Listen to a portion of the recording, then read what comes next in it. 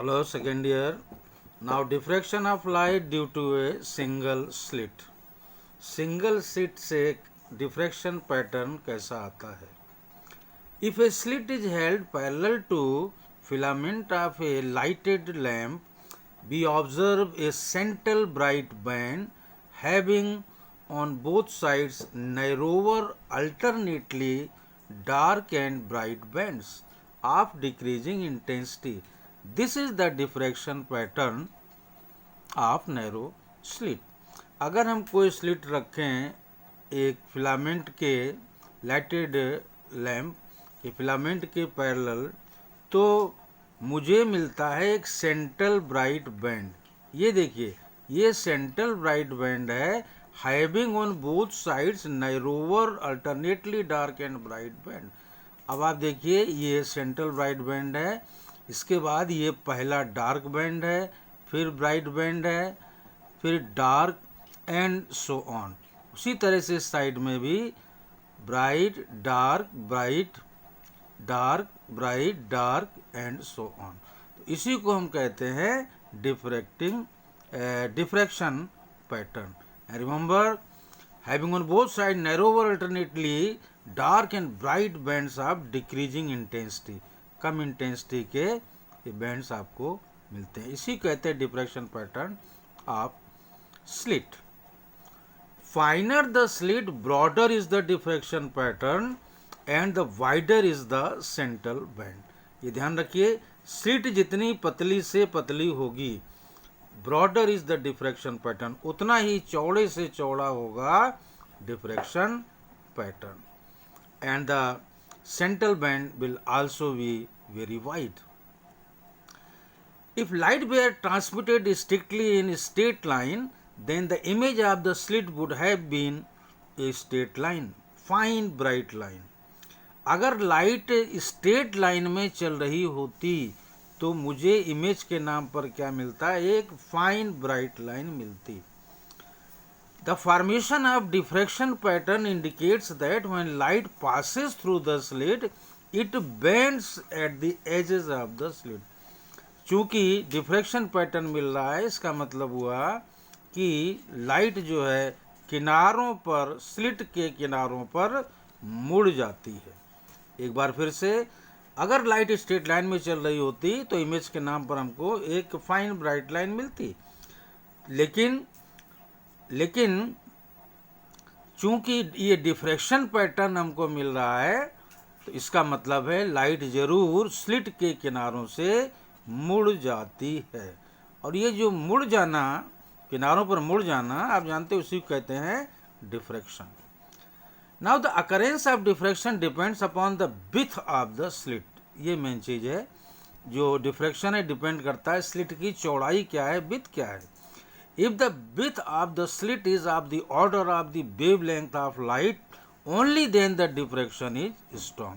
याद रहे कि स्लिट की जो चौड़ाई है, स्लिट की जो चौड़ाई है वो वेवलेंथ, लाइट की वेवलेंथ के ऑर्डर की अगर है, तभी डिफ्रैक्शन पैटर्न आपको दिखाई पड़ेगा and it will be strong. अब ये जो डिफ्रैक्शन पैटर्न हम इस स्क्रीन पर लेंगे, वो हमको कैसे मिलता है. Geometrical arrangement. यहाँ पर हमने एक सोर्स लिया, यहाँ से सोर्स ऑफ लाइट वेव्स जा रही हैं, ये लेंस है, तो यहाँ से जो रेज जाएंगी पैरेलल रेज जाएंगी, और ये जो पैरेलल रेज हैं गिरा रहे हैं स्लिट ए बी पर. याद रहे, ए बी ये खुला हुआ हिस्सा है, ये खुला हुआ हिस्सा है, इसकी विड्थ है ई, इस पर लाइट गिर रही है. ओके, और यहाँ पर आपको डिफ्रैक्शन पैटर्न कैसे मिलता है. देखिए, a parallel beam of monochromatic light of wavelength lambda is incident normally upon a narrow slit of width a b बराबर ई. स्लिट ए बी जिसकी विड्थ ई है, इस पर हम डाल रहे हैं एक मोनोक्रोमेटिक लाइट, का मतलब हुआ सिंगल वेवलेंथ की light. The diffracted light is focused by a convex lens. ये कॉन्वेक्स लेंस यहाँ पर डिफ्रैक्टेड लाइट को फोकस करता है. On A screen x by placed in the focal plane of the lens. The diffraction pattern is obtained on the screen. याद रहे यहाँ पर इस फिगर में आप देखिए कि ये जो पैरेलल जा रही है, ये जो पैरेलल जा रही हैं लाइट रेज, वो यहाँ से फोकस हो रही हैं यहाँ पर, और जो मुड़ रही हैं मान लो थीटा एंगल पर ये मुड़ गई, तो ये जो रेज हैं वो पॉइंट P पर फोकस हो रही हैं। तो यहाँ पर आपको इस स्क्रीन पर, ये जो स्क्रीन है XY, इसी पर आपको मिलता है डिफ्रैक्शन पैटर्न। तो किस तरह मिलता है, ये जियोमेट्रिकल अरेंजमेंट है।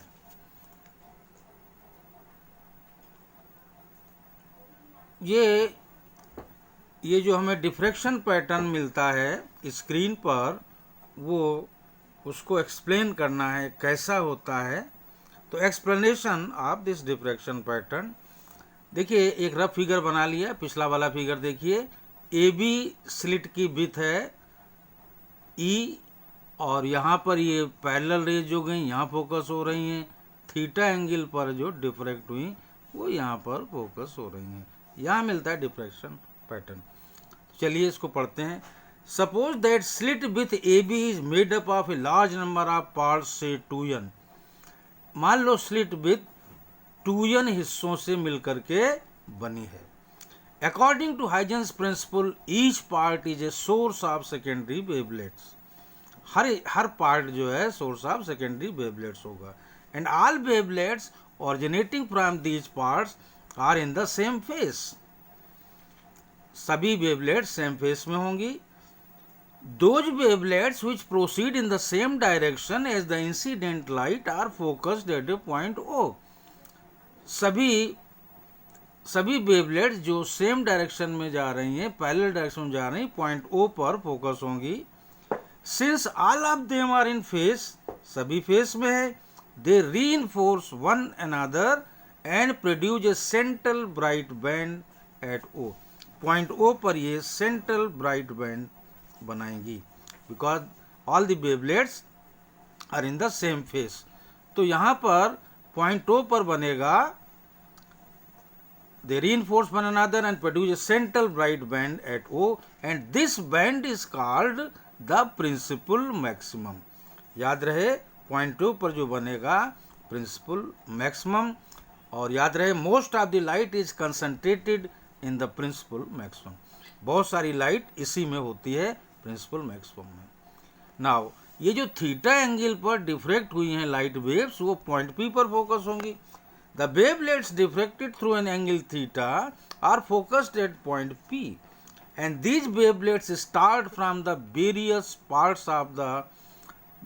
Parts of the slits AB in the same phase, but they reach the point P in different phases. That is, in different phases. So there will be part difference. Part difference between wavelets from A and B is Bk, and support is lambda from Bk. देखिए यहाँ से wavelets theta angle पर ये diffract हो रही हैं, तो इनके A और B से जाने वाली जो वेवलेट्स हैं उनके बीच फेज डिफरेंस क्या होगा। यहाँ से हमने परपेंडिकुलर डाल दिया, ये हुआ AK, तो यहाँ तक तो डिस्टेंसेस सेम है, तो पाथ डिफरेंस जो होगा it is BK। Now let us now divide the slit AB into 2 halves. दो हिस्सों में बांट लिया हमने स्लिट को, each containing n parts. The wavelets from the corresponding point in each half have a path difference of lambda by 2 and hence produce a dark band at point P. एक बार फिर से हमने स्लिट AB को, ध्यान से देखिए, slit AB को हमने दो हिस्सों में बांट लिया और हर एक हिस्से में कितने हो गए, n पार्ट्स। तो wavelets from the corresponding points in each half have a path difference of lambda by 2, और इस वजह से they produce dark band at point P। इस पॉइंट P पर एक डार्क बैंड हमको मिलेगा। This is the first minimum which occurs when यही आपका पहला मिनिमा है जो मिलेगा। जब पाथ डिफरेंस बी के, जब पाथ डिफरेंस तो चूंकि मिल रहा है λ/2 तो टोटल पाथ डिफरेंस जब मिलेगा बी के इज लैम्डा, तो मुझे पॉइंट पी पर मिलेगा फर्स्ट मिनिमम। अगर यहाँ पर देखें साइन थीटा क्या होगा, लंबटे कर्ण यानी b k upon a b. Sine theta figure में देखें, sine theta is b k upon a b, so b k is a b sine theta. तो b k is a b sine theta equal to lambda, a b is e, slit की width है e, तो e sine theta is lambda. Now similarly when the slit is divided into 4, 6, 8 parts etc. इधर हमने क्या किया था, पहले 2 halves में बांटा था स्लिट एबी को। उस समय मिनिमा के लिए जो कंडीशन आई ये आ गई ई साइन थीटा इज लैम्डा। उसी तरह if when the slit is divided into 4 parts, 2 की जगह 4, इसके बाद 6, 8 पार्ट्स एटसेट्रा, तो we will have minimum at point P, तो उस समय आपको पॉइंट पी पर मिनिमा मिलेंगे। Thus in general for the formation of minima, minima बनाने के लिए, मिनिमा बनने के लिए भी है e sine theta is equal to plus minus m lambda, जहाँ पर एम की वैल्यू है 1, 2 एंड 3। एम अगर हम मान लो हम यहाँ, तो इसको आप रट लीजिए, याद कर लीजिए कि मिनिमा के लिए कंडीशन क्या होती है, e sine theta is plus minus m lambda where m is 1, 2, 3 etcetera, m is 1, 2, 3 etcetera. अगर मैं यहाँ एम 0 लिखूँ तो ई साइन थीटा 0, तो m 0 corresponds to the principal maximum. ये प्लस माइनस साइन क्यों आता है, plus minus sign means that the minima are formed on both sides of the principal maximum at O. ये जो मुझे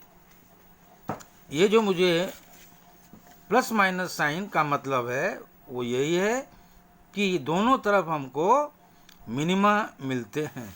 ये आप देखिए यहाँ पर, ये देखिए इस फिगर को देखिए, इस तरफ मिनिमा तो इस तरफ भी मिनिमा, इस तरफ मिनिमा, इस तरफ भी मिनिमा, इस तरफ मिनिमा, इस तरफ मिनिमा, इस तरफ मिनिमा, तो इस तरफ भी मिनिमा, तो दोनों तरफ प्रिंसिपल मैक्सिमम के, दिस इज प्रिंसिपल मैक्सिमम के दोनों तरफ हमको मिनिमास मिलते हैं।